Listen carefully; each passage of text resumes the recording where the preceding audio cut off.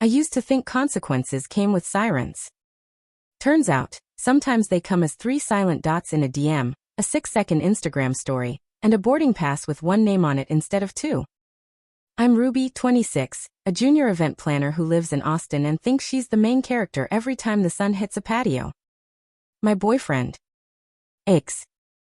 Evan is 29, a software engineer with a quiet laugh and a gift for making plans feel effortless. Evan is the kind of man who keeps jumper cables in the trunk for strangers and spices organized in alpha order for himself. That mix should be boring. It isn't. It felt like safety you could breathe. We were supposed to fly to San Diego at 6:15 a.m. Saturday for a long weekend. La Jolla Cliffs, fish tacos, a hotel with balconies that look like postcards. I didn't know that part. The trip was a surprise. What I knew was, let's do something Saturday morning. Pack an overnight bag. I whined that I had team drinks Friday and he smiled, kissed my forehead and said, no problem. Text me when you're back. Team drinks turned into a thing I'm now ashamed of even saying out loud. I was meeting my coworker Liam for debrief martinis. He's the charming kind of chaos. Always late, always complimenting, always right on the edge of inappropriate. The first time he put his hand on the small of my back he said, I'm just European. Like that explained anything. I told myself I was not tempted. I was merely flattered. Flattery is a gas leak. No smell until you light something. We met at a speakeasy with a fake freezer door. The bartender knows him. Liam ordered something off menu and said, to your talent, like my ego was a glass. I laughed too loud. We took a corner booth. The live singer did a slow cover of a song I used to blast in college when I thought heartbreak was a personality. The lights were warm and forgiving. I texted my friend Pri. Girls' night turned into exec gossip LOL. Because lies pile better when you sprinkle truth on them. At 11:47 p.m., a bachelorette party asked me to take their picture. I did, then they took ours, because girls do that. You two are cute. I didn't post it. Someone else did. At 12:09 a.m., the bar's social media manager uploaded a carousel. Happy drunk strangers, the neon sign, an overhead of cocktails and slide 5. A crowd shot where I am unmistakably in Liam's jacket with my head on his shoulder, laughing at a joke I can't remember. The bar tagged him. He reshared with a wink emoji. A girl from our office. Who follows both of us and also follows me and Evan. DM'd it to Evan with a single question mark. Not because she wanted to ruin anything. Because she assumed everything was already ruined. While I was deciding whether to go back to Liam's for one more, Evan was lining up his chargers by the door and double-checking the cat feeder for his sister, who was coming by in the morning. He was setting a 3:15 a.m. alarm for an Uber to the airport. He was also, thanks to that DM, looking at a photo of me on girls' night, wearing a guy's jacket. He didn't call. He didn't ask for context. He watched the video twice, then packed a book he'd been saving for the plane and took my spare key off his ring. He put it on the bookshelf next to our framed photo from the Barton Springs picnic, and tucked a plain envelope under it. At 12:30 a.m., I kissed Liam. Quick, stupid, just enough for denial to require choreography. He tasted like gin and lemonade and 100 bad ideas. He said, "You're trouble," which is what men say when they want to pretend they're not. I said, "I have to go," like I was responsible. He offered to walk me out. I let him. At 1:10 a.m., I walked into our apartment in the heels I can't feel my toes in, and did the tiptoe past the bedroom like the world is silent when I am sneaky. I found the spare key on the bookshelf, which registered as and not warning. The envelope said, "Read me if I'm asleep." He wasn't asleep. He was gone. Inside, there were 2 lines in his precise block letters. Your girl's night made its way to my phone. I'm not coming back tonight. Please don't contact me until Tuesday. I read it 3 times, as if repetition could change the letters into softer shapes. I texted him anyway. What? I'm home. The bubble went green. That was new. He turned his phone off or my number off. You know the feeling when the universe stops indulging you? It feels a lot like standing alone in your kitchen at 1 in the morning with lipstick on a cocktail napkin in your purse, and realizing you don't like the person who put it there. At 3:40 a.m., Evan slid into an Uber to AUS. He had 2 boarding passes in his Apple Wallet. At 4:55, he paid $100 to drop the second seat and fly solo because Southwest doesn't do name changes, and he wasn't trying to be a hero. He boarded with Group A like the responsible adult I'd been using as my emotional emergency contact. At 8:05 a.m., he sent a single text. I saw the video. I'm going to clear my head. Don't reach out until Tuesday. I mean it. Blue bubbles. Then do not disturb. Boundaries are quiet and devastating. Saturday looked like punishment even though it wasn't intended that way.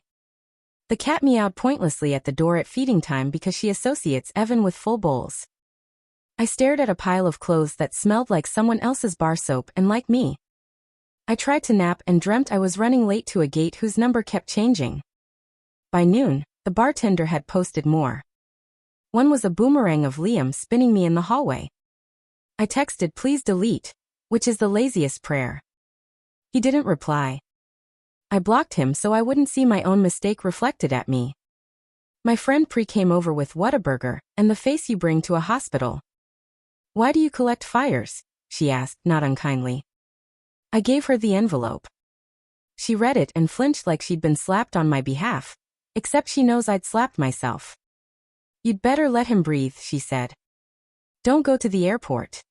My brain is a contrarian. At 5:30 p.m., I went to the airport. I didn't have a flight, I had delusion. I stood outside the Southwest arrivals like a person in a rom-com, but my chest found a way to explain that this was not that. His plane didn't land there yet anyway. I took an Uber home and cried into the driver's small talk. On Sunday, I drafted 6 apologies and sent none. I cleaned like redemption was hiding in the baseboards. I unfolded and refolded the letter like it could tell me what to do. It said Tuesday. I waited. On Tuesday at 9 a.m. he texted, please have your things moved into the second room by Friday. I'll stay with my brother while you figure out next steps.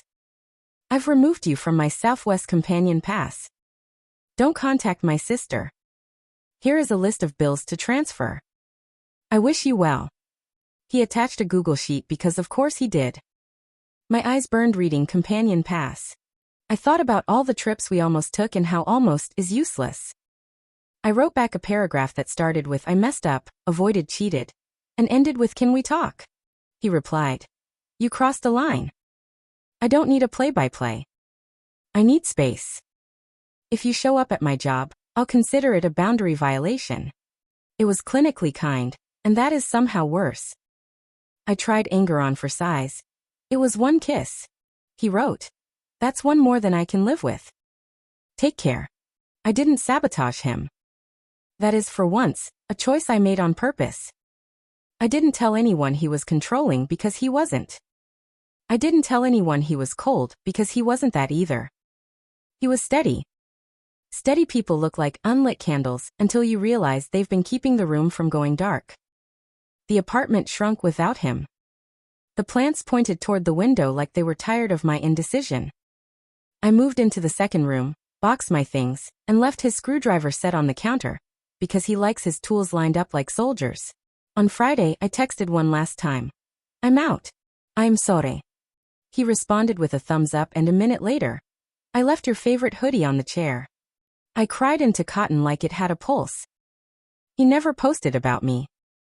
He never subtweeted grief. He went back to the gym at 7, back to code reviews at 9, back to trivia with his team on Wednesdays. He did not date immediately, he did not make a point of not dating. He lived.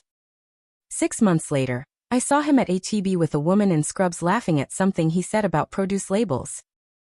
I left my cart and hid by the greeting cards like a coward and a cliché. I tried to date.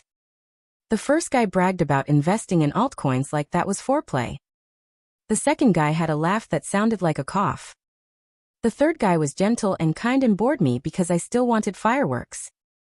I told myself quiet is good, and then chased loud in my DMs. 2 years passed. Evan posted a photo at the Greenbelt holding a tiny, squishy-faced puppy with a caption, "Meat bug." The woman in the background. The one in scrubs. Had a ring on her finger that caught the sun. I felt it in my liver. 3 years passed. Someone tagged him in a photo at Zilker. 2 small kids with matching hats sharing a popsicle. Evan's hand on a stroller handle, his head tipped toward the woman I assume is his wife. He looked ordinary happy. You know the kind. The kind that isn't a performance, it's a rhythm. The caption was nothing dramatic. Saturdays. And somehow that haunts me more than any poem ever could. I don't have a moral I can live inside yet. I have a lesson I'm practicing like scales. Here it is. We are not entitled to other people's forgiveness. We are entitled to their boundaries. I tested his and learned he meant them. I could tell you I was drunk and lonely and flattered. All of that is true. None of it is a reason. They are only the weather report I used to justify building a house on sand. If you're me in another city with another girl's night, here's what I'm saying into your bathroom mirror. Go home to the man who buys aisle seats because you like to pee twice and always has gum because he knows you ask at the gate. Don't borrow a jacket you'll have to explain later. Don't turn a 6-second clip into the first page of a new life you didn't actually want. He didn't win by punishing me. He won by doing the thing I still struggle to do. Leaving when staying would erase him. The story isn't that I lost him in a bar. It's that he found himself at the airport. My remarks.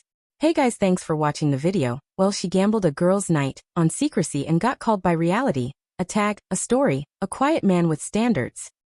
No scenes, no screaming. He took the trip solo, set clear terms and moved on. That's the lesson. Receipts don't need yelling, and boundaries don't need paragraphs.